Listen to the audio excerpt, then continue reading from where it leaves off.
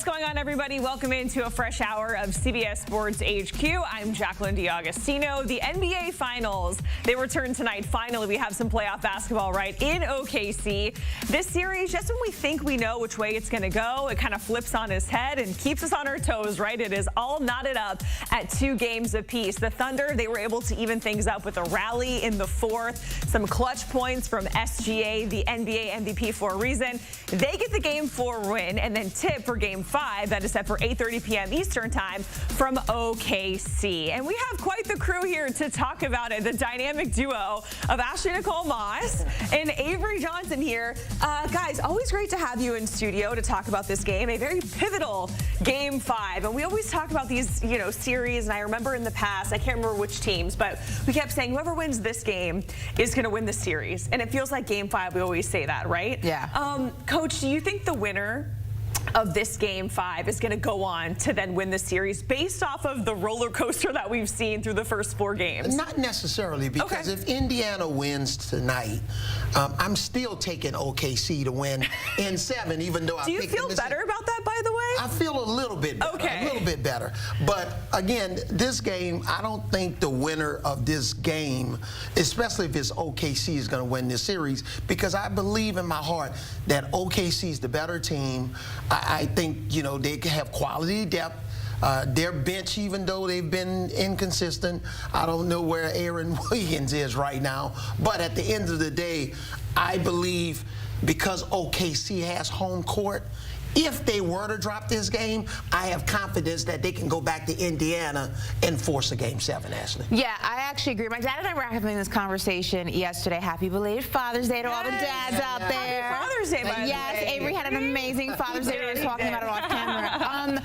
I said, look, obviously OKC in 6 was our expectation. It was our prediction, but that was what? Based on handling business at home in OKC, which they did not do. They gave up a game 1, in the most just insane fashion. We spoke about it here on this show. So I am a firm believer that this series is going 7. I think the Pacers have one more win in them, and I think it's going to happen at home in Indiana. As we know, closeout games in the NBA are hard. They're even harder in the postseason. They're even harder in the NBA Finals. So I would like to believe, just so my prediction can be right, that OKC would win 2 in a row. But the way this series has been going, Coach, it's up and down, and I just think Halliburton and the Pacers got one more in them. And I think this is going 7, unfortunately, for my prediction. It feels like no lead is safe. We've been saying that this entire, playoffs, right, in the NBA, but especially in this series. And I thought it was a surefire thing that Indiana was going to come away with Game 4.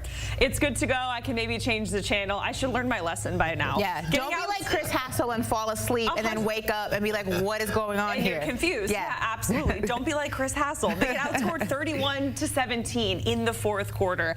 Ash, I'll come to you first. If you're Indiana and you lose in that way, we keep talking, every single game we're like, how can either OKC or the Pacers bounce back, right? This time it's the Pacers. How do you bounce back after you let that lead slip away from you like that in the 4th? You know what? I think the biggest thing is ball security, and Coach and I have been talking about this, and it's been on both sides of the equation, right? OKC is one of the best at forcing turnovers and capitalizing off of forced turnovers, but the Pacers have also done that really well to the Thunder in this series. I think when you talk about what they need to do going into these next few games is kind of go back to the magic that they created in the games that they won, and that is team chemistry as a team. Obviously, the head of the snake is Tyrese Halliburton, but you get him going, the domino effect to everybody else. So the ball movement, the tempo, all of the things that the Indiana Pacers do so well, but you also have to close out your games, and down the stretch is the hardest thing for both of these teams, it seems like, depending on the night, to do. But closing out your games down the stretches, you have to figure out who your closer is going to be. You have to get even tighter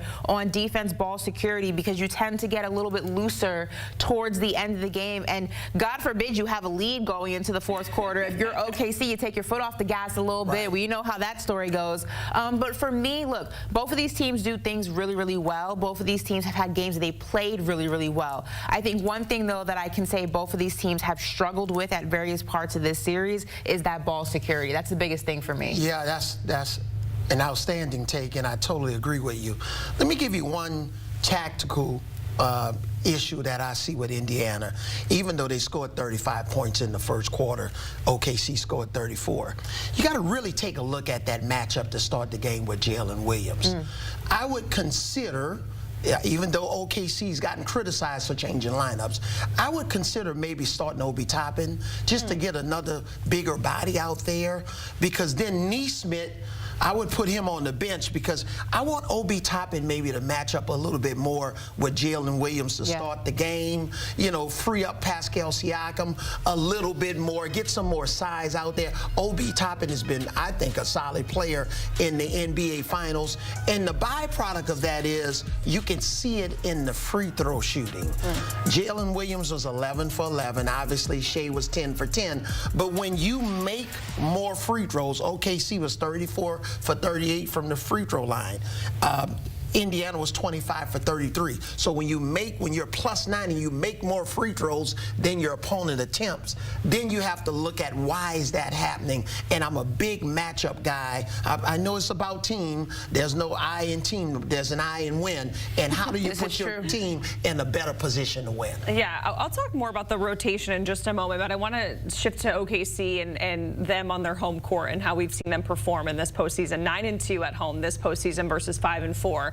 You forget game 1. Yeah, which we weren't expecting, right? And we always talk about like MSG and these really crazy hostile environments, but everybody says that playing there in OKC is really difficult as well. Are you expecting some dominance tonight because of the home court advantage? Yeah, I mean, look, as we know, OKC can be beaten on their home floor. We have seen it throughout this postseason as a whole. And I think the biggest thing for me is that what you saw from them in game 4, it wasn't just SGA centric.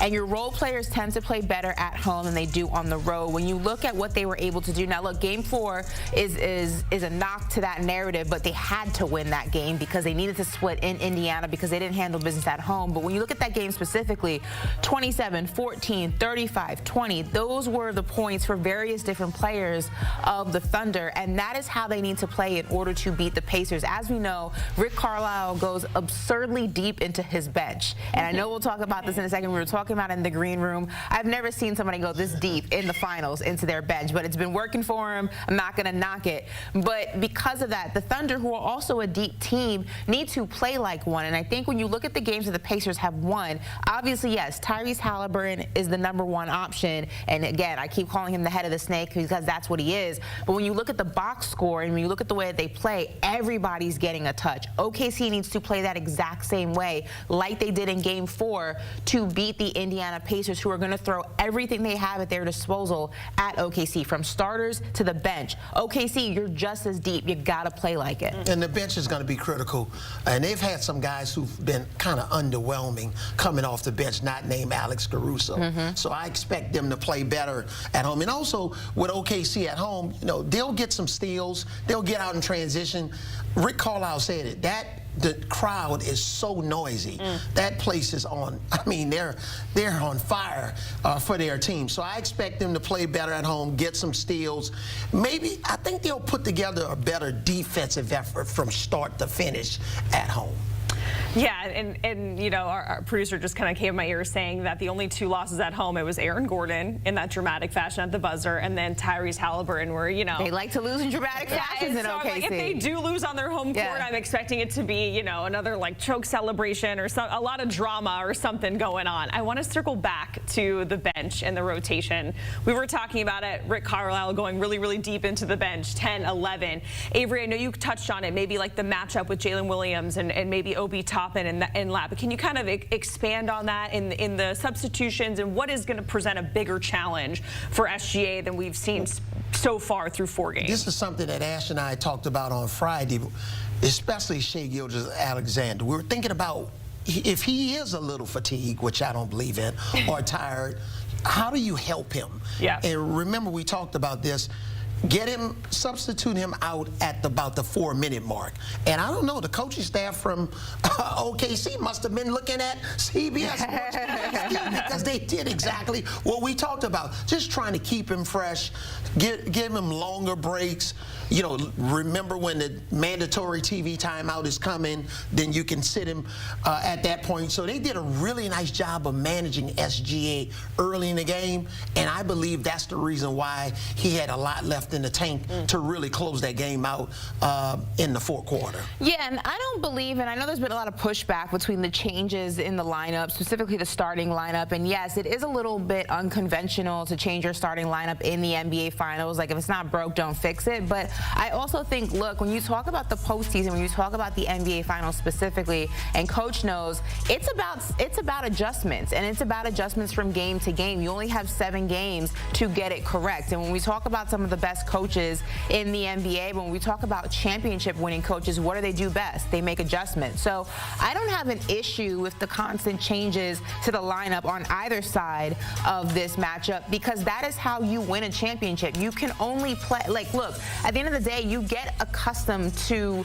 the team that you're playing. It's not like the regular season where you're playing OKC one night, then you're playing the Nuggets the next night, then you're playing the Miami Heat the next. Like, it's 7 games of one team. You have to get creative. You have to use what's at your disposal. You have to flip it, reverse it, and throw everything you can at your opponent. So I have no issues with the changes in the lineup, Coach. I know, like I said, it's unconventional, but you got to do what you got to do to win. Absolutely. And one of the things with SGA that we shared, you got to try to get a better matchup with him, specifically like T.J. McConnell.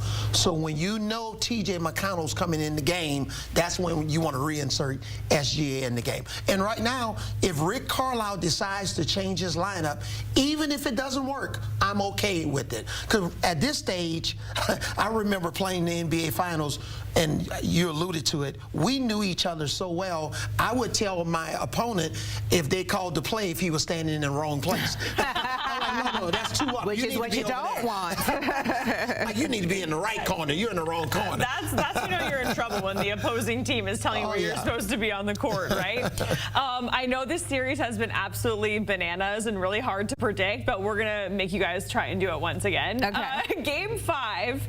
Avery, who is winning Game 5? I'm sticking with my pick. I picked OKC to win in 6. Okay. And I'm actually sticking with that. They're going to win tonight, and I believe they're going to win by 8 or more points tonight. Okay. Yes. I don't see SGA playing the last minute of this game. He's going to be on the bench resting for Game 6. I think they're going to have one of their more dominant performances tonight.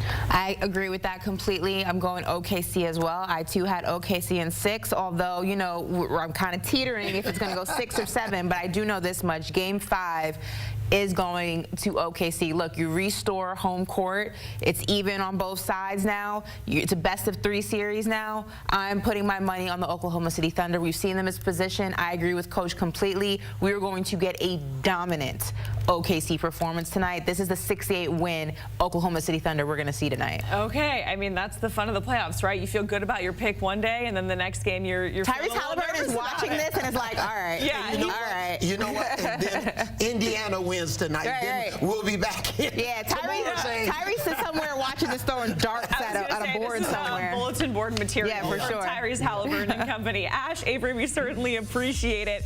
Getting a look at the upcoming schedule of, as mentioned, Game 5 tonight, 8:30 Eastern from OKC. Game 6, it shifts back to Indy, and then Game 7, if this thing goes to 7, that's going to be back in OKC. And a reminder, you can watch all those games on ABC as that series is tied up at 2 games apiece.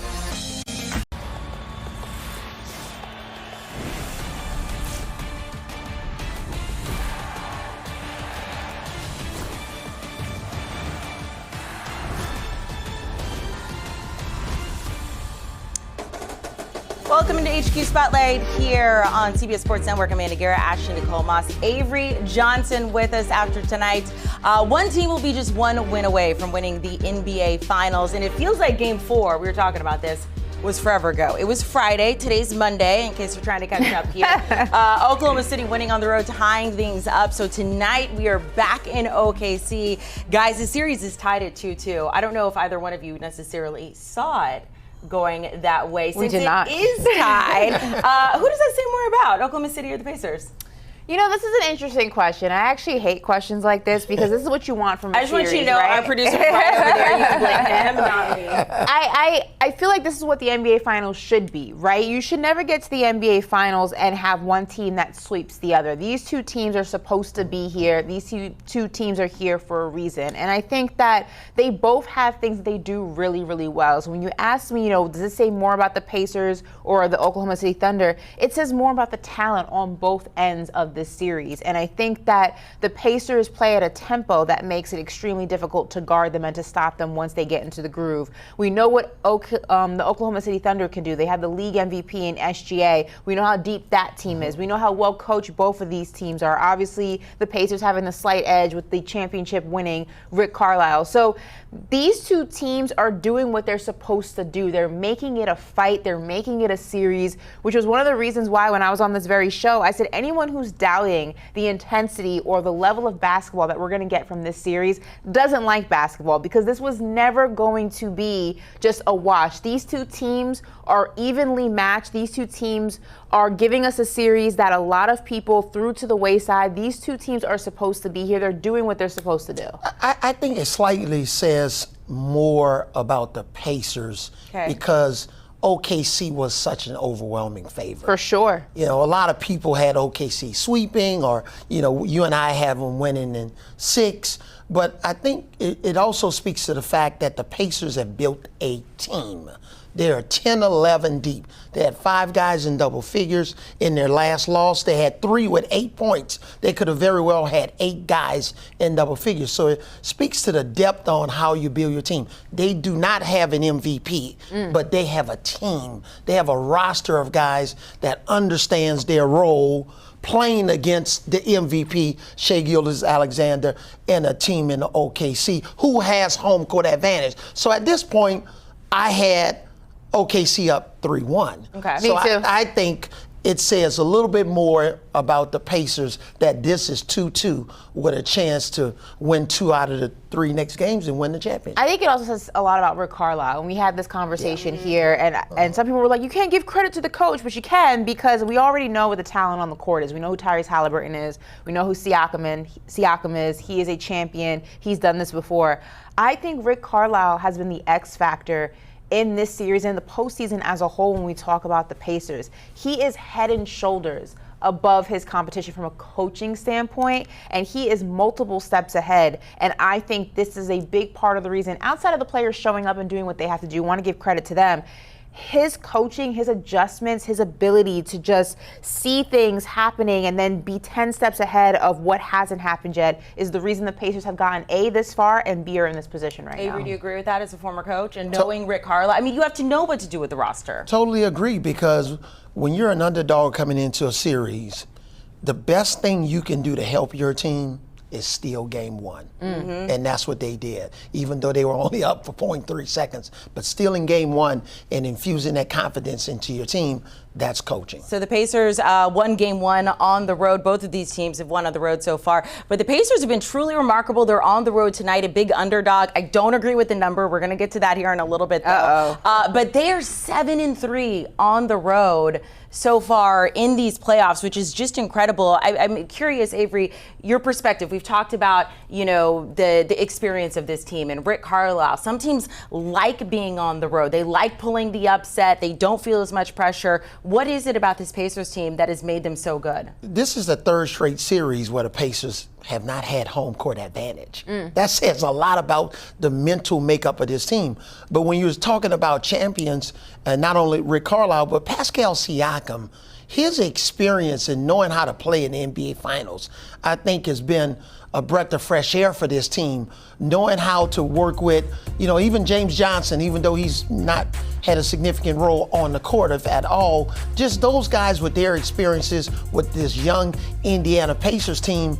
Your best teams are player-led teams, not just coaches-led teams. And this Pascal Siakam, with this experience, I think this helps this team, especially when they can go on the road and win games that you don't expect them to win. I think the crazy thing about what you just said, 7-3 on the road, the Pacers, but Oklahoma City is 9-2 at home. And the 2 losses were the Aaron Gordon crazy shot against that 7-game Denver Nuggets series and the Indiana Pacers. So this is a tale of 2 tapes, if you will. You have a team that does really well on the road. You have a team that does really well at home. And the only 2 times they didn't do well at home, and one of those teams is coming back to face them in Game 5. Game 5 is going to be explosive. I think Oklahoma City, Avery and I are on the same page with this. I think we're going to get a dominant performance from OKC. I think we're going to get the 68-win MVP Oklahoma City Thunder team because they know this is a best-of-3 series now. Home court advantage has been restored. It's the first out of the best-of-3, and Oklahoma City knows they have to use the home court to their advantage. The role players are going to play better at home. You need to use the crowd to your advantage. But they also know that if anyone can steal another one from them on the road, it is the Indiana Pacers. They are going to play their tightest game I think we have seen this entire series. We're going to get to your picks here in just a second. Regardless, though, of who wins that. Now, I heard you say earlier, is it, forgive me, I cannot keep track of every expert and all of our predictions. Both of you had OKC in 6? Yes. Yes. Is that right? Okay. Yes. So regardless of who wins tonight, even if it is OKC, what are the chances we go to a Game 7? Pretty high.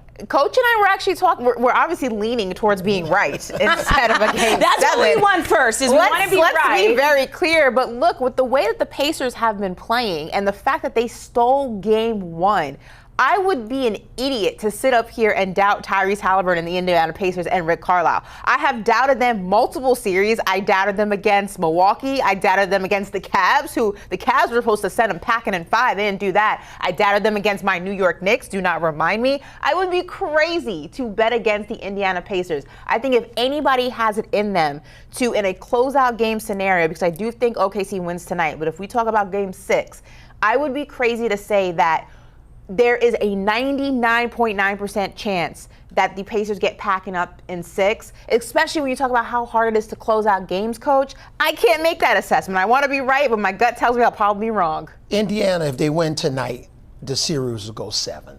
Okay.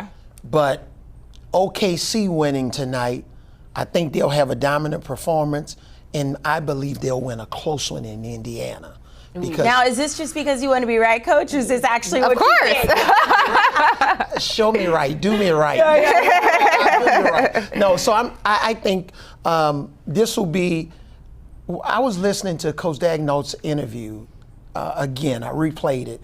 He said we're treating Game 5 like we lost Game 4. Mm-hmm. He said, I'm not allowing our team to relax on their laurels. Because there was a big stretch in that game, even though they were the favorites, Indiana was up by 7 in the fourth quarter, and the fans were still predicting OKC to win that game. Yep. So I believe OKC, their next 2 performances, their next 8 quarters, if it doesn't take overtime, I think they're going to play their best game starting tonight, and it's going to carry over into winning a close one in Game 6. Okay, I don't know, but I mean, the Pacers have yet to be phased, though, right? Like, I mean, I think that's one thing about them. Oh, yeah. Like, they do not, like, it doesn't matter what game they have lost, they never look. Tyrese Halliburton's listening to Coach right now and saying, okay, but, I but you know the one thing that has still been a little troubling for me with Indiana? Do tell. Turnovers. Yeah. I think there's still too many careless turnovers, and you can't turn the ball over against OKC. We can say that about OKC, though, too. Yeah, a little bit, yeah. Because they've been struggling a little bit when it comes to turnovers. You know how I used to tell my players there are good turnovers and bad turnovers.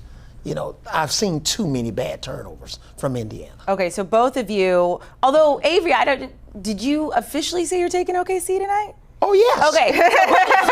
So the next question was who wins Game 5. Both of you are taking OKC. For sure. But I told you I had a problem with the number. 9.5-point favorites at home. Ooh. I mean, that's a lot of points in this game. You really think they're going to win by that much? Well, Coach and I do think it's going to be a dominant OKC performance. 9.5 is a little steep. But honestly, considering how, again, this is now a 3-game series, I think that you're going to get an OKC team. Remember when they lost the game to Denver and they came back Game 2 and they blew them out by like 35 points? I'm not saying it's going to be that egregious, but I wouldn't be surprised if we see remnants of that Oklahoma City performance in this game here. We said it early on HQ. My number was OKC by 8. So Okay. I wasn't quite at the 9, but I can understand why. All right. Anything else you guys want to add on tonight's game? I mean, SGA, don't just a disappoint us series because in this might not age very well. I want to see some of the OKC bench players play better, not sure. name Alex Caruso. Okay. Because I believe they're going to try to defend and make an adjustment on Caruso, similar to what OKC did against Ben Mathurin, who missed. He was 5 for 8 from the free throw line. He missed a couple of critical free throws in Game 4. Everybody, just listen to Coach. I mean, I don't know what they're doing at this point during the day, but they should be watching HQ to take notes from Avery Johnson, Ashley Nicole Moss. Thank you guys so much. I know you guys are going to talk about this at least once more today. So Game 5 tonight, tip off a little bit after 8:30 Eastern in Oklahoma City. You can check out the game on ABC. Game 6 will be Thursday in Indiana, and if we get that Game 7, June 22nd. What is that day? June 22nd. Okay, so it's going to be Sunday. It's going to be Sunday in OKC.